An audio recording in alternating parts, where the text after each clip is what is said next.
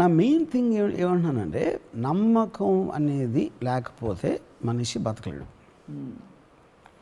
Then ఎంత స్ట్రాంగ్గా నమ్ముతాం అనేది సెకండ్ పాయింట్. ఇప్పుడు for example I always believe Muslims belief is much more stronger then Hindus. దానికి కారణం ఏంటంటే ఐడల్ లేదు అక్కడ. మనం ఏంటి 3 కోట్ల దేవుళ్ళు ఉంటారు, వినాయకుళ్ళే 100 మంది ఉంటారు, 100 టైప్స్ ఉంటాయి. ఇంకో దేవత ఏదో ఇన్ని టైప్స్ ఉంటాయి, యాదగిరి నరసింహస్వామి, తిరుపతి, ఇది అది. ఇంత మీరు డైవర్షన్ అయినప్పుడు ఒక ఎక్స్ట్రీమ్లీ ఫోకస్డ్ బిలీఫ్ ఉండడం అనేది చాలా కష్టం. అవును, you know. Whereas in Islam because మీకు తెలీదు, ఒక అన్నోన్ ఎంటిటీ, ఇన్విజిబుల్ ఎంటిటీ. అంటే ఇప్పుడు మీరు సినిమాలో, పాత సినిమాల్లో విలన్ కనిపించకుండా ఒకటి వాయిస్ వస్తూ ఉంటుంది చూడండి, అది అంటే మన ఇమాజినేషన్లో పెరుగుతూ ఉంటుంది. అది ఒక డెఫినెట్ విజువల్ ఉంటే అది రాదు, you know. So I'm talking release only one aspect. అలా ఒక పొలిటికల్ పార్టీ ఉంటుంది, లేకపోతే ఒక పార్టీ లీడర్ ఉంటాడు. హిట్లర్ ఉంటాడు ఫర్ ఎగ్జాంపుల్. హిట్లర్ జర్మనీని వరల్డ్లో నెంబర్ 1 కంట్రీ చేస్తాడు అని జర్మన్స్ నమ్మారు. రైట్. ఎందుకు నమ్మారు? అతను చెప్పిన మాటల్లో ఉన్న ఒక ఇంటెన్సిటీ కానీ, ఒక లాజిక్ కానీ, ఏదో కానీ అది నమ్మారు. And they gave him the mandate to do anything for them. అది ఎప్పుడు రాంగ్ అయింది? సెకండ్ వరల్డ్ వార్ రిజల్ట్ వచ్చాక తెలిసింది. అవును. అప్పుడు మనం అనుకుంటాం అందరు పిచ్చినా కూడా హిట్లర్ నమ్మేసి ఓట్లు వేసారు, ఆడికి నాజీ పార్టీ ఇచ్చారు. అప్పుడు ఆల్మోస్ట్ వాళ్ళు కూడా మూఢనమ్మకాల కేటగిరీ వస్తారు ఆ పర్టికులర్ టైంలో, because of the mayhem which happen, you know. So ఈ మూఢనమ్మకం అనేది ఇప్పుడు నేను మా మదర్ సిస్టర్ దగ్గర అంత కలవలేదు అనుకోండి సపోజ్, నాకు డెఫినెట్గా మదర్ సిస్టర్ మూఢనమ్మకాలు ఉన్నవాళ్ళు నాకు అనిపిస్తుంది. ఎందుకంటే నేను నమ్మటానికి ఇష్టపడలేదు కాబట్టి. ఇప్పుడు ఎవరో చిన్న ఫెయిర్ ఇనఫ్ అంటే అంటే నేను డిగ్రీ చెప్తున్నాను.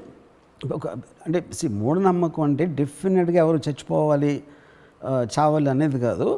అబ్సల్యూట్ జీరో బేసిస్ ఉండకుండా, అంటే ఇప్పుడు వాళ్ళకి ఏం అవ్వలేదు, ఆ నమ్మినా నమ్మకపోయినా వాళ్ళకి పోయేది ఏం లేదు ఆ పర్టికులర్ టైంలో.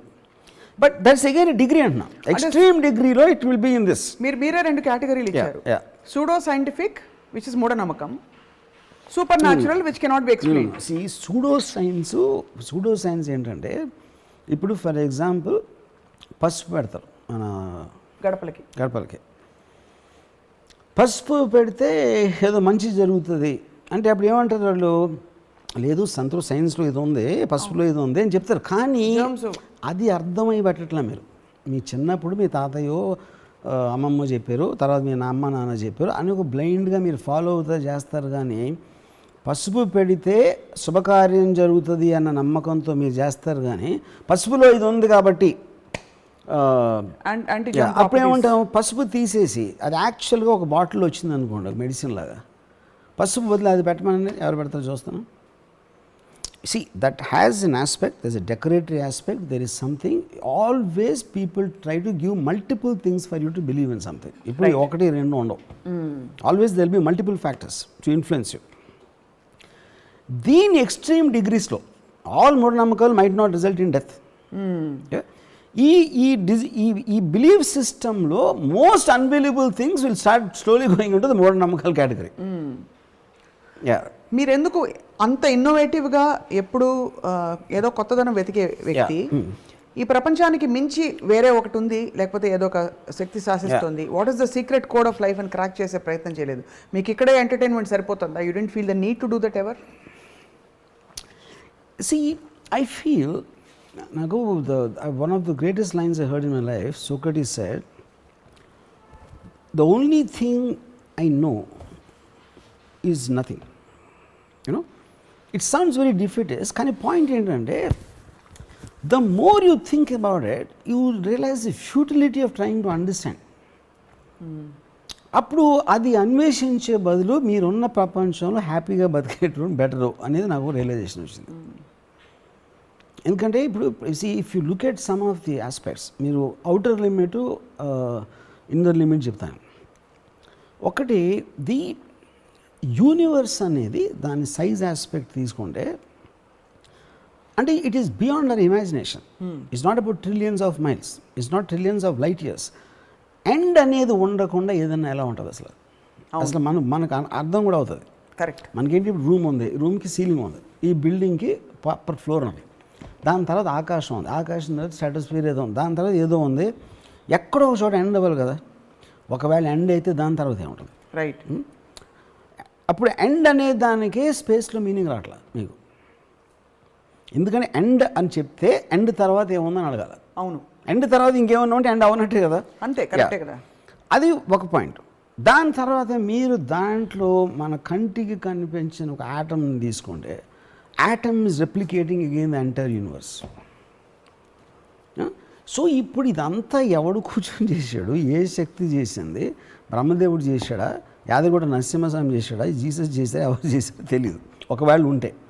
బట్ మీరు వీళ్ళ పేర్లు చెప్పకపోయినా ఏదో జరిగి ఉండాలా, ఎవరో చేసి ఉండాలా అనేది మనకున్న మేధాశక్తి కొన్ని లిమిటేషన్తో దాన్ని మించి మనం ఆలోచించలేం. దాని ఒకవేళ మీరు దాని గాడ్ అని పేరు పెట్టిన ఒకవేళ, so there has to be an origin of this entire process somewhere. కానీ ఆ గాడ్కి మనం గుడిలోకి వెళ్ళి కొబ్బరికాయ కొట్టే గాడ్కి డిఫరెన్స్ ఉంటుంది. Don't compare. I mean you cannot put him in the same category. Creation of the entire universe, what source and what force it came from అనేది మీరు గాడ్ అని లేబుల్ చేస్తే ఒకటే. వెంకటేశ్వరుడు పద్మావతిని ఎలా పెళ్లి చేసుకున్నాడు, మన అందరూ ఆయన వడ్డీ తెచ్చడానికి డబ్బులు వేస్తున్నాం, ఈ గాడ్స్ వేరు. They are made for completely different purpose. Yeah. But do you know what you quoted right now sir? Yeah. ఇది Ramu garu, you are quoting the highest Indian philosophy. భారతీయ వాంగ్మయం ఏదైతే ఉందో దానిలోని అత్యున్నతమైన విషయాలు మీరు చెప్తున్నారు. ఒక చిన్న కణంలో కూడా అదే సంపూర్ణత్వం ఉంది. అది సైన్స్. భగవద్గీతలో కూడా అదే ఉంది. There is wholeness in the whole atom. ఒక ఆటంలో అండ్ ప్రపంచం విశ్వం అంతా నేనే అని. So where does it clash with science then? I see clash. I tell you clash ఎక్కడ అవుతుందంటే సింపుల్ థింగ్ చెప్తాను. ఇప్పుడు మా ఆంటీ అని ఇందిరా కానీ my aunt is there. తను at a point of time she became Sathya Sai బాబా శిష్యురాలు. ఇప్పుడు సాయిబాబా ఆయన ఫోటో ఏంటి, ఈయన ఫోటో ఉంది అని అడిగాను ఇంట్లో. తను బట్టి ఇలాంటివి ఏంటి, అది ఎన్ని లక్షల మంది వస్తారో తెలుసా కలవటానికి, దాన్ని వచ్చి కాళ్ళు ముట్టుకోవటానికి అంటే అన్నను. ఆ లక్షల్లో ఉన్న ప్రతి ఒక్కళ్ళు కూడా ఇది ఆన్సర్ చెప్తారు కదా ఇంద్రగా. అన్ని లక్షల మంది వస్తున్నారు కాబట్టి మీరు శిష్యురాలు అయ్యారా, మీకేమైనా అర్థమై అయ్యారా అనేది నా క్వశ్చన్.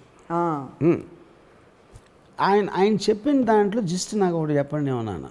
తనకు తెలియదు, అది ఎవరికీ తెలియదని నా దాంట్లో somebody might be able to answer that question. అక్కడ పాయింట్ ఏంటంటే నమ్మకానికి సైన్స్కి ఉన్న ఫండమెంటల్ డిఫరెన్స్ ఏంటంటే, ఇప్పుడు లైట్ వేస్తే స్విచ్ నొక్కితే లైట్ వస్తుంది. అవును. స్విచ్ నొక్కితే లైట్ ఎందుకు వస్తుంది అని అడిగినప్పుడే advancement in society will happen. అది క్వశ్చనింగ్. నమ్మకం అనేది క్వశ్చన్ చేయనచ్చు. అది క్వశ్చనింగ్కి నాన్ క్వశ్చన్ చేయకుండా బిలీవ్ చేయడానికి ఉన్న difference. Science is about only questioning. But అవి రెండు మ్యూచువల్లీ కాంప్లిమెంటింగ్ కదా. నమ్మకం అంటే కాదు. నమ్మకం అనేది నేను చెప్తున్నా ఇందాక. ఫర్ ఎగ్జాంపుల్ లైట్ వేస్తే స్విచ్ అన్నారు మీరు.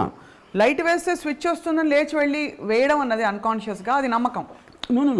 అది స్విచ్ వేస్తే ఎలా వస్తుంది అన్నది science. Maybe that okay, forget light.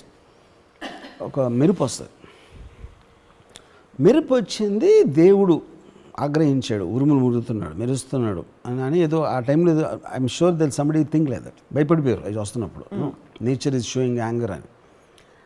అసలు లైటింగ్ ఎందుకు వస్తుంది ఇన్ టర్మ్స్ ఆఫ్ దాన్ని స్టడీ చేసి ఎలక్ట్రికల్లీ చార్జ్ పార్టికల్స్ ఇది మొత్తానికి విండ్ వెలాసిటీస్ అయ్యో మొత్తం ఇవన్నీ పెట్టుకుని ఫైనల్గా ఒక పర్టికులర్ టైంలో the understood the phenomena what happens in a Storm. Right. Okay, దానికి కౌంటర్గా దాన్ని ఎలా యూజ్ చేయాలి, ఎలా ఆపొచ్చు, ఎలా వార్నింగ్ ఇవ్వచ్చు, ఇలాంటి రకరకాల గ్యాడ్జెట్స్ వస్తాయి, ఇవి వస్తాయి. So I'm giving an example of the man of a mind who constantly questions a belief system. Majority ఏమో బిలీఫ్ సిస్టంలో ఉండిపోతారు. అది అందుకే వాళ్ళ కంఫర్ట్ లెవెల్, వాళ్ళ మిగతా లైఫ్ వాళ్ళు చూసుకుంటూ ఉంటారు. Few people will constantly question the belief.